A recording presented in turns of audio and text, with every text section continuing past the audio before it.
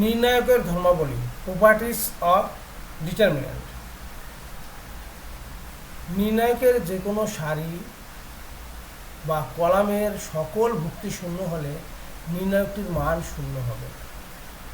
তাহলে আমরা দেখলাম এই যে নির্ণায়কটা আছে তার প্রথম কলামের সকল ভুক্তি শূন্য, সুতরাং নির্ণায়কটির মান শূন্য, কারণ আমরা এই শূন্য সারিকে বিস্তৃত করলে সবগুলো শূন্য আসবে। দ্বিতীয় নির্ণায়কের ক্ষেত্রে দেখছি যে আমাদের 3 নম্বর সারিটি সকল ভুক্তি শূন্য, তাহলে এই নির্ণায়কের মান শূন্য। কোনো নির্ণায়কের সারিকে কলাম বা কলামকে সারিতে রূপান্তরিত করলে, অর্থাৎ কোনো নির্ণায়কে যদি আমরা ট্রান্সপোজ করি, তাহলে ওই নির্ণায়কের মানের কোনো পরিবর্তন হবে না। আমাদের ডি একটা নির্ণায়ক আছে, প্রথম কলামের মাধ্যমে যদি আমরা বিস্তৃত করি, আর ডি প্রাইম আর একটা নির্ণায়ক আছে, এটাকে দেখো আমরা কী করছি, ডি প্রাইমটা হলো এইটার ট্রান্সপোজ। একে যদি আমরা প্রথম সারির সাপেক্ষে বিস্তৃত করি, তাহলে দেখবো যে আমরা দুটোর মান একই রকম আসছে। তাহলে কী দাঁড়াইলো, কোনো নির্ণায়কের সারিকে কলাম বা কলামকে সারিতে রূপান্তরিত করলে ওই নির্ণায়কের মানের কোনো পরিবর্তন হবে না।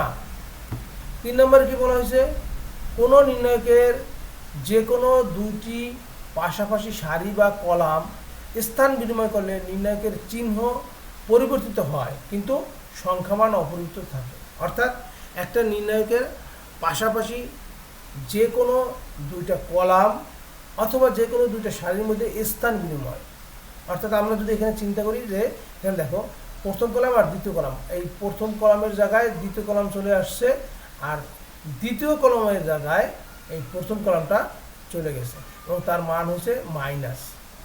অর্থাৎ আমরা কি বলতে পারি, কোনো নির্ণায়কের পাশাপাশি দুটি সারি বা কলামের মধ্যে যদি স্থান বিনিময় হয়, তাহলে নির্ণায়কের চিহ্ন যদি প্লাস থাকে হয়ে যাবে মাইনাস, যদি মাইনাস থাকে হয়ে যাবে প্লাস। নির্ণায়কের কোনো সারি বা কলামের প্রত্যেকটি ভুক্তিকে কোনো স্থির সংখ্যা দ্বারা গুণ করা হলে নির্ণায়কের মানকেও সেই স্থির সংখ্যা দ্বারা গুণ করা হয়।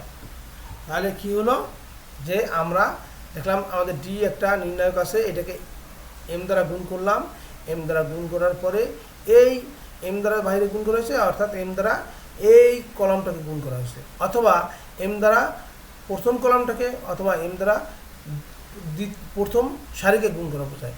শুধু এটা না, এই এম দ্বারা দ্বিতীয় কলামকে অথবা দ্বিতীয় সারিকে গুণ করা অথবা তৃতীয় কলামকে তৃতীয় সারি দ্বারা গুণ করাও বোঝা যাবে। অর্থাৎ ওই এম দ্বারা যে কোনো একটা সারি বা যে কোনো একটা কলামকে গুণ করা বুঝতে হবে। নির্ণায়কের যে কোনো দুটি সারি বা কলাম অভিন্ন হলে নির্ণায়কের মান শূন্য হয়।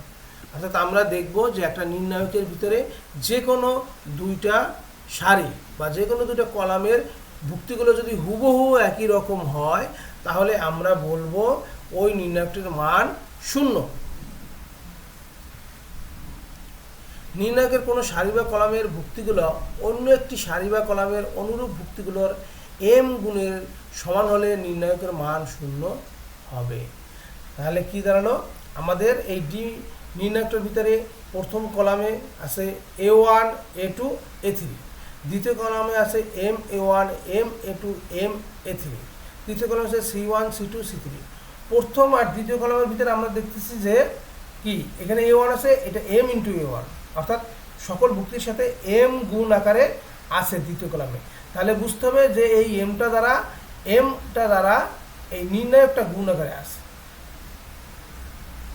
এবং সেক্ষেত্রে ওই নির্ণায়কের মান শূন্য, কারণ আমরা যখন এমটা এই যে এখানে এমটাকে যখন কমন নিয়ে আসলাম, তখন আমরা দেখতে পাই প্রথম কলাম আর দ্বিতীয় কলাম আইডেন্টিক্যাল, অর্থাৎ একই রকম হয়ে গেছে।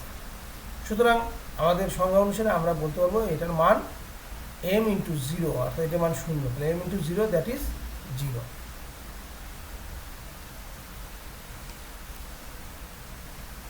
সবাইকে